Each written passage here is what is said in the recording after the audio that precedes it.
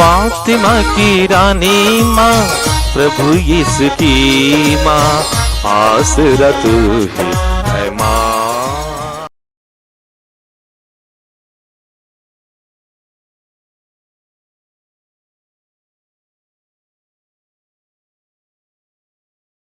पहला पाठ प्रेरित चरित्र अध्याय 4 पद संख्याएं 32 से 37 तक। विश्वासियों का समुदाय एक हृदय और एक प्राण था। कोई भी अपनी संपत्ति अपने ही नहीं समझता था। जो कुछ उनके पास था उसमें सबों का साझा था। प्रेरित बड़ी शक्ति से प्रभु यीशु के पुनरुत्थान का साक्ष्य देते रहते थे। जनता उन सबों को बहुत मानती थी। उनमें कोई कंगाल नहीं था, क्योंकि जिनके पास खेत या मकान थे वे उन्हें बेच देते थे और कीमत लाकर प्रेरितों के चरणों में अर्पित करते थे। प्रत्येक को उसकी आवश्यकता के अनुसार बांटा जाता था। योसेफ नामक लेवी वंशी का जन्म कुप्रुस में हुआ था। प्रेरितों ने उसका उपनाम बरनबास अर्थात संतवाना पुत्र रखा था। उसके एक जमीन थी, उसने उसे बेच दिया और उसकी कीमत लाकर प्रेरितों के चरणों में अर्पित कर दिया। प्रभु की वाणी। ईश्वर को धन्यवाद। वचन अनुवाक्य। प्रभु प्रताप से विभूषित होकर राज्य करता है। प्रभु प्रताप से विभूषित होकर राज्य करता है। प्रभु प्रताप से विभूषित होकर राज्य करता है। उसने सामर्थ्य धारण कर लिया है। अनुवाक्य। प्रभु प्रताप से विभूषित होकर राज्य करता है। प्रभु प्रताप से विभूषित होकर राज्य करता है। तूने पृथ्वी को सुदृढ़ और सुस्थिर बनाया है। तेरा सिंहासन प्रारंभ से ही सुदृढ़ है। अनुवाक्य। प्रभु प्रताप से विभूषित होकर राज्य करता है। प्रभु प्रताप से विभूषित होकर राज्य करता है। हे प्रभु, तेरे आदेश अपरिवर्तनीय है। तेरे मंदिर की पवित्रता अनंत काल तक बनी रहेगी। अनुवाक्य। प्रभु प्रताप से विभूषित होकर राज्य करता है। प्रभु प्रताप से विभूषित होकर राज्य करता है। जय घोष। हालेलुया। मानव पुत्र को ऊपर उठाया जाना है, जिससे जो कोई उसमें विश्वास करे वह अनंत जीवन प्राप्त करे। हालेलुया। प्रभु आप लोगों के साथ हो और आपकी आत्मा के साथ। संत योहन के अनुसार प्रभु यीशु ख्रिस्त का पवित्र सुसमाचार। हे प्रभु तेरी महिमा हो। अध्याय 3 पद संख्याएं 7 से 15। यीशु ने निकोदेमुस से कहा, आपको दोबारा जन्म लेना है। पवन जिधर चाहता है उधर बहता है। आप उसकी आवाज सुनते हैं, किंतु यह नहीं जानते कि वह किधर से आता और किधर जाता है। वह जो आत्मा से जन्मा है ऐसा ही है।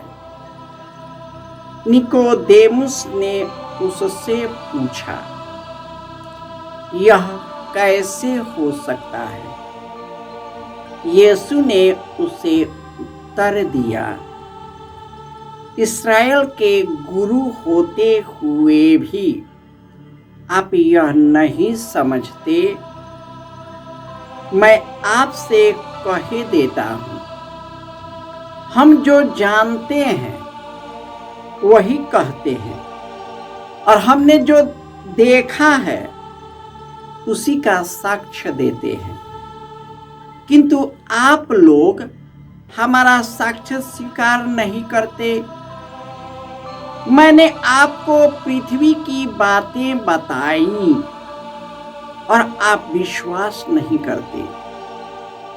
यदि मैं आपको स्वर्ग की बातें बताऊं तो आप कैसे विश्वास करेंगे?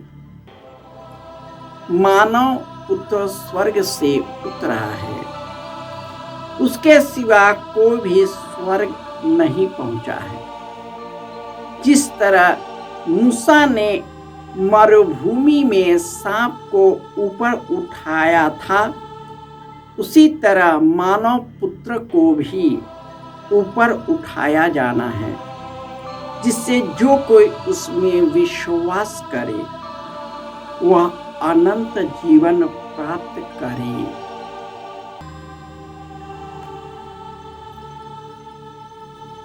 यह प्रभु का सुसमाचार है। हे क्रिस्त तेरी स्तुति हो। क्रिस्त में प्यारे भाइयों और बहनों, जब मूसा अपने लोगों को निर्जन प्रदेश से लेकर जा रहे थे, उन्हें भूख और प्यास लगी और इस तरह वे सभी मूसा के विरुद्ध खड़े उठे, भुनभुनाने लगे और उसे कई तरह से तंग करने लगा, परेशान करने लगा।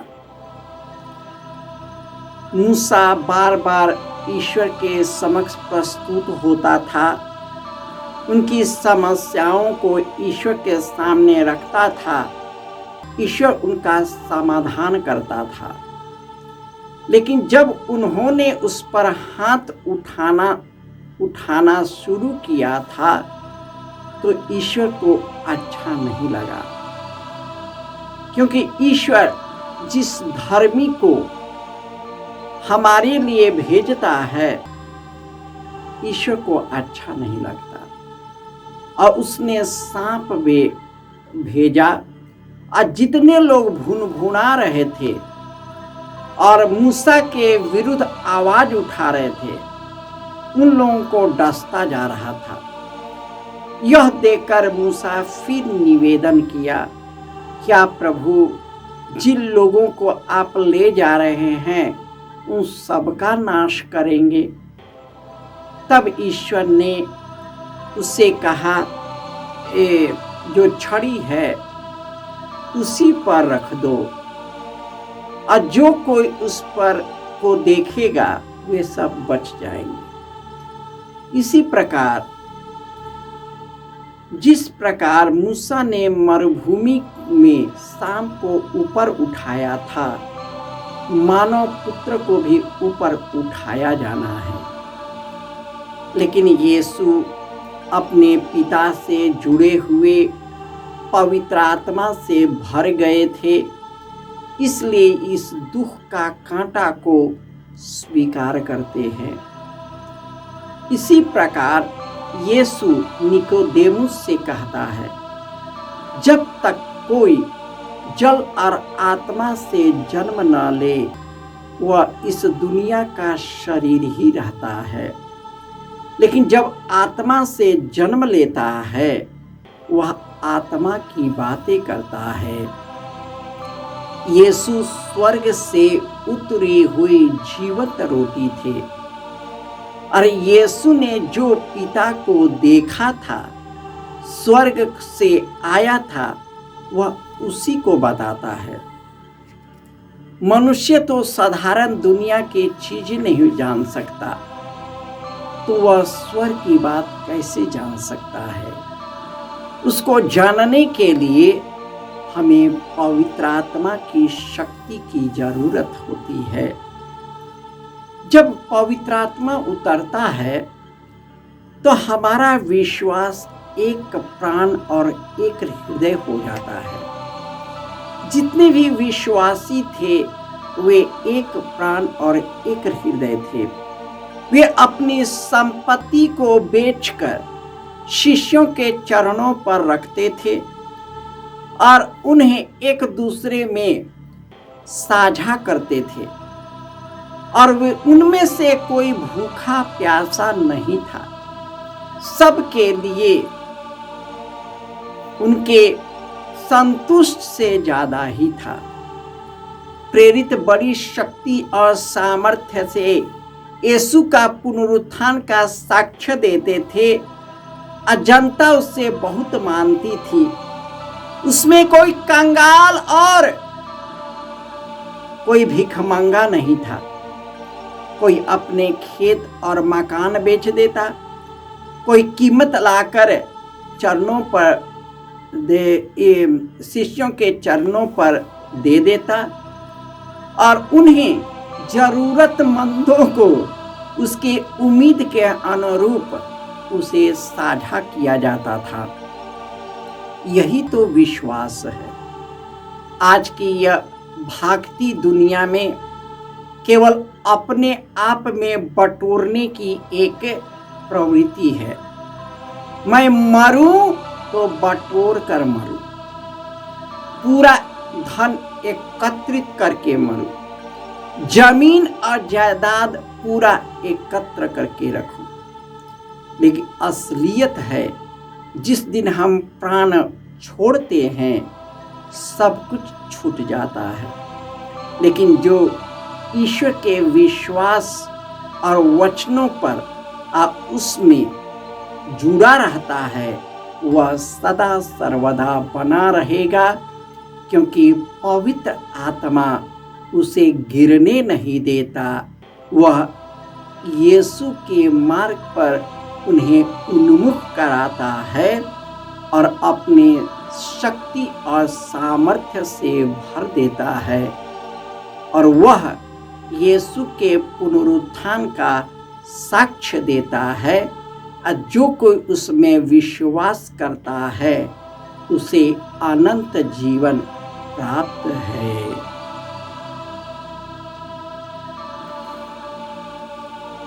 जय यीशु।